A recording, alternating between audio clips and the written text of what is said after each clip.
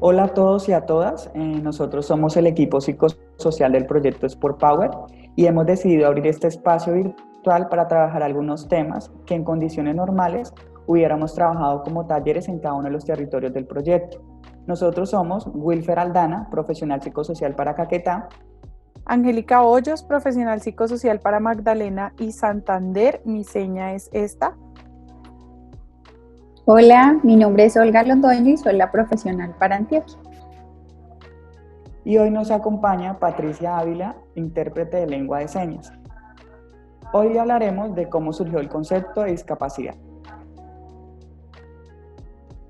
Sí, Wilfer, a lo largo de la historia el ser humano ha intentado explicar y dar razón al porqué de las cosas, recurriendo en muchas ocasiones a los dioses, a la religión o al universo para tratar de explicar eso que no se entiende o que no tiene explicación.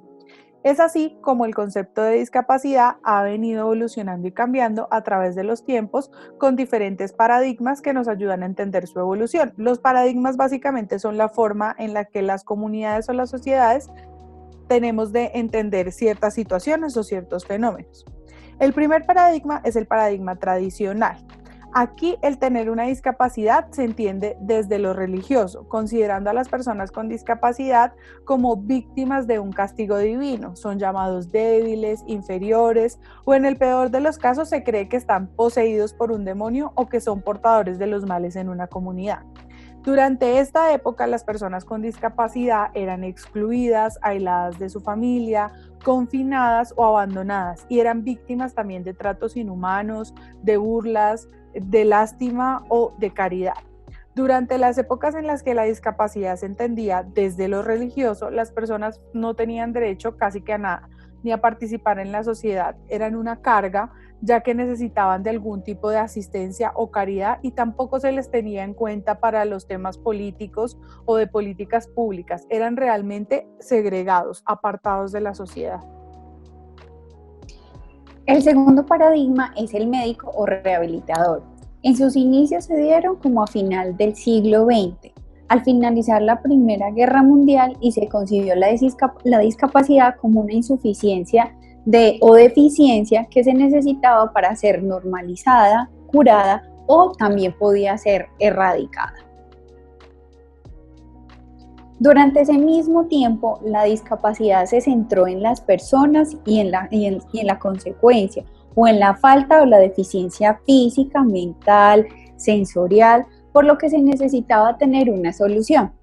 En esa rehabilitación se centraron los médicos, enfermeras, fisioterapeutas, los cuales ayudaban a restablecer lo que se había perdido. Pero no todo fue malo, ya que se logró algunos avances a nivel científico y en los términos de buscar formas de hacer que las personas con diagnósticos complejos pudieran recuperar su funcionalidad, dio paso a la creación de prótesis, de cirugías de trasplante, a la creación de muchos elementos de apoyos, como las sillas de ruedas, los caminadores, los bastones, entre otros que nosotros vemos a diario, conocemos. Dejaron entonces de ser consideradas como inútiles a pasar a ser necesarias, siempre y cuando fueran rehabilitadas. Aunque lo malo fue que las políticas que estaban encaminadas a la educación especial, a los beneficios en cuanto a temas de rehabilitación terapéutica y las pensiones de invalidez, por supuesto, dejaron que se fuera la participación social, ¿sí? Estas políticas que todavía existen con un enfoque asistencialista fueron orientando solo a la creación de ayudas técnicas o de servicios especializados y finalmente solo buscan recluir a las personas en centros especializados. Bueno, Olga, y tenemos un último que es el de social y derechos, el cual comenzó a principios de los años 70 gracias a los esfuerzos de las personas con discapacidad, quienes tomaron la iniciativa de generar cambios políticos para ser reconocidos. Aquí se entiende que la discapacidad no está en las personas y que un diagnóstico no es igual a discapacidad, deja de verse como una enfermedad y se comienza a entender que la discapacidad surge cuando una persona con limitaciones o deficiencias físicas, sensoriales, intelectuales o psicosociales debe vivir y desarrollarse en un entorno o ambiente lleno de barreras físicas y actitudinales que impiden su participación en la sociedad. A partir de esta teoría cambia el objetivo del proceso de rehabilitación, ya no es rehabilitación médico-funcional, sino que busca la inclusión social eliminando barreras tanto físicas como actitudinales de prejuicios e ideologías que promueven la discriminación hacia las personas con discapacidad. Es cierto, Wilfer. De esta manera, con esta percepción de la discapacidad desde lo social y desde el tema de derechos, se busca la participación plena y efectiva en absolutamente todos los ámbitos de desarrollo, en el social, en el laboral, en el familiar, en el productivo, en acceso a la salud, en el ámbito político y en el ámbito comunitario. Las personas con discapacidad empiezan a ser realmente consideradas ciudadanos de derechos y pues dentro de este paradigma o de esta forma de entender la discapacidad se parte del reconocimiento de todos los derechos humanos, la igualdad, la dignidad y la libertad. Y además las políticas públicas hacen una reorientación hacia el cumplimiento de esos derechos humanos y no hacia el asistencialismo de las personas con discapacidad. Esto se ajusta a un modelo de inclusión y de participación social donde se valoran las diferencias como una forma de diversidad que hace parte de la inclusión. Se centra la mirada ya no en la persona o en un diagnóstico, sino en la sociedad y además se empiezan a promover ajustes razonables para que las personas con discapacidad tengan una plena participación. Las organizaciones de personas con discapacidad también empiezan a participar de manera más activa en la formulación de todas las políticas públicas y todo lo relacionado con el tema de discapacidad. Durante este periodo, que es en el que nos encontramos nosotros actualmente, se despliega un movimiento que es la Convención de los Derechos de las Personas con Discapacidad y que está siendo impulsada por la Organización de las Naciones Unidas, en una convención que fue radicada por más de 100 países que se unieron para que se diera el cumplimiento a la obligación de estos acuerdos ya firmados, ¿sí? Esta convención trata que la discapacidad y el enfoque de los derechos siempre están pensados en reconocer como un problema de la salud, sino como un problema de inclusión social, que es cambiante y completamente diferente de un país a otro por las características de cada uno de estos, ¿sí? De la región, incluso de los barrios, en las medidas que se dan las particularidades tanto individuales, políticas, sociales, económicas, de accesibilidad en cada uno de los entornos, en los contextos en los que se vaya desarrollando todo este tipo de población. Bueno, Olga, y ya hemos conocido las diferentes formas de entender la discapacidad a lo largo de la historia. Vamos ahora a hablar de dos conceptos que se repiten mucho cuando hablamos de discapacidad desde un enfoque de derechos, lo que son las barreras y los ajustes razonables. Pero, ¿qué son las barreras? Entonces, son todo tipo de obstáculo que dificulte o impida en condiciones de igualdad y plena participación el acceso de las personas a algunos de los ámbitos en la vida social. Las hay físicas, arquitectónicas, comunicativas, actitudinales y sociales. Para modificar estas barreras utilizamos algo que se llama ajustes razonables, que se puede definir como la modificación o adaptaciones necesarias y adecuadas que se requieran en cada caso particular para garantizar a las personas con discapacidad el goce o ejercicio en igualdad de condiciones con las demás personas, con todos los derechos humanos y las libertades fundamentales que requiere toda persona en una sociedad. Ya conociendo estos dos conceptos, vamos a empezar a hablar de las categorías de discapacidad que menciona la Convención sobre los derechos para las personas con discapacidad. Una de estas categorías es la discapacidad sensorial, que está relacionada con la pérdida total o parcial de la función de los órganos de los sentidos, como por ejemplo la discapacidad auditiva, en la que se pueden encontrar la hipoacusia, que es la baja audición, o la sordera total.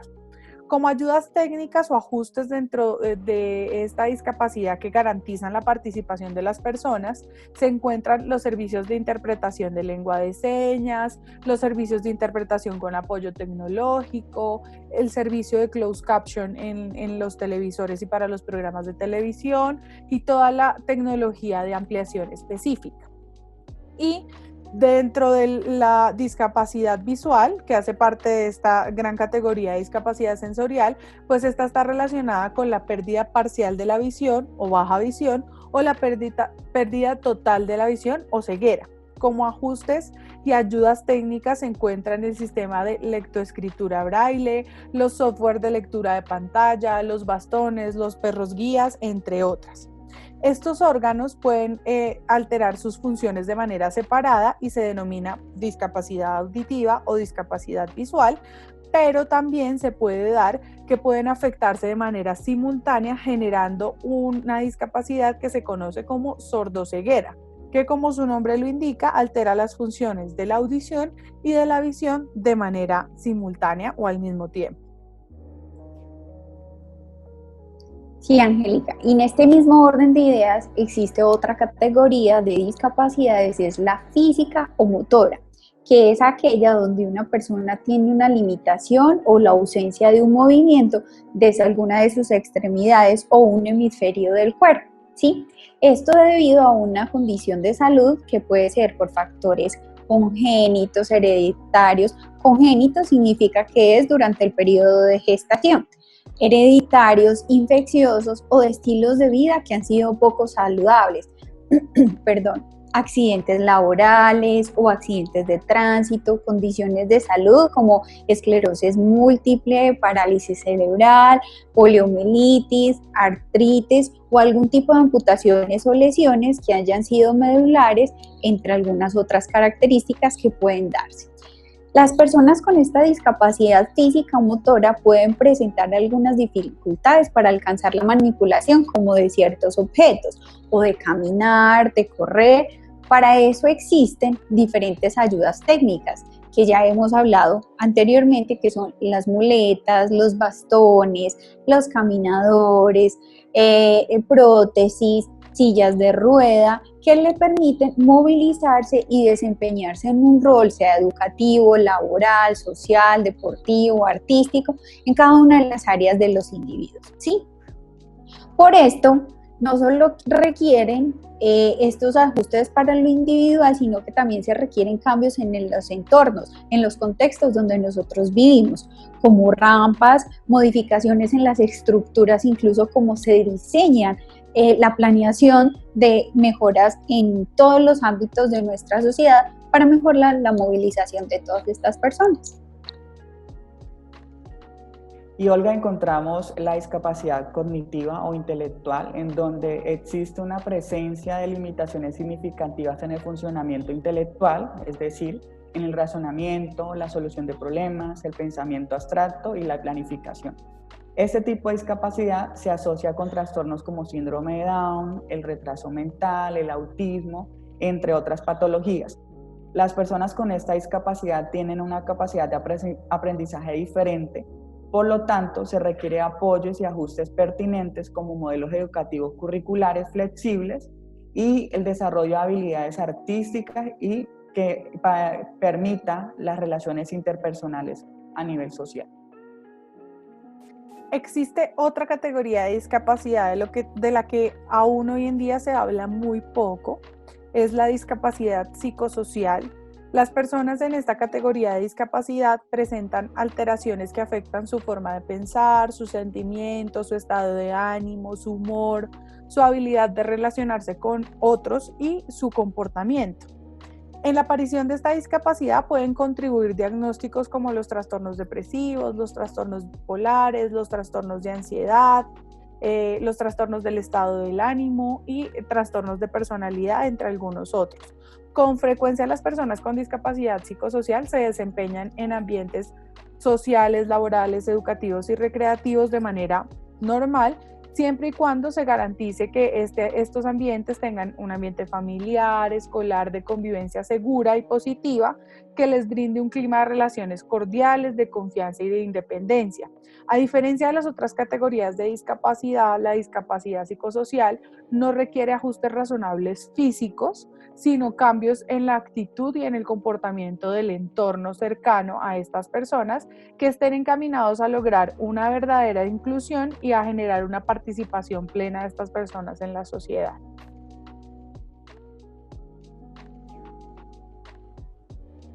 Por último, se encuentra la discapacidad múltiple. Esta se caracteriza por la presencia de categorías de varias discapacidades. Esto implica unos retos para que exista un tipo de discapacidad asociada a otros, puede ser la intelectual, auditiva, física, ¿sí? Y al hablar de esta discapacidad múltiple, no solamente se suman las categorías de discapacidad que puede tener una persona, sino que es la interacción que tiene con las demás categorías o de discapacidades que tiene en conjunto. Y eso no se limita tampoco a las de salud mental o psicosociales.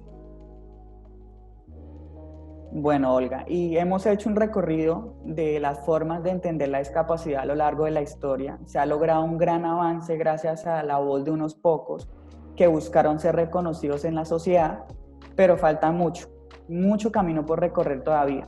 Aún se observa en gobiernos departamentales y municipales el paradigma médico, en donde la población se sigue viendo como enfermos que necesitan ser recuperados y poco se apuesta a una verdadera inclusión.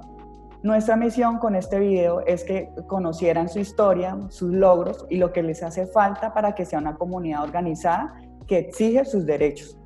Para lo cual queremos que nos cuenten a través del chat por nota de voz, video, escribiendo, cómo se entiende la discapacidad en tu municipio. Adicionalmente, qué creen que les hace falta a la sociedad para ser más inclusiva y qué barreras se deben de romper para que haya inclusión.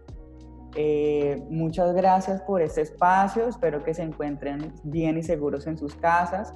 Recordarles que los extrañamos muchísimo y los esperamos ver en otra oportunidad. Muchas gracias, hasta luego.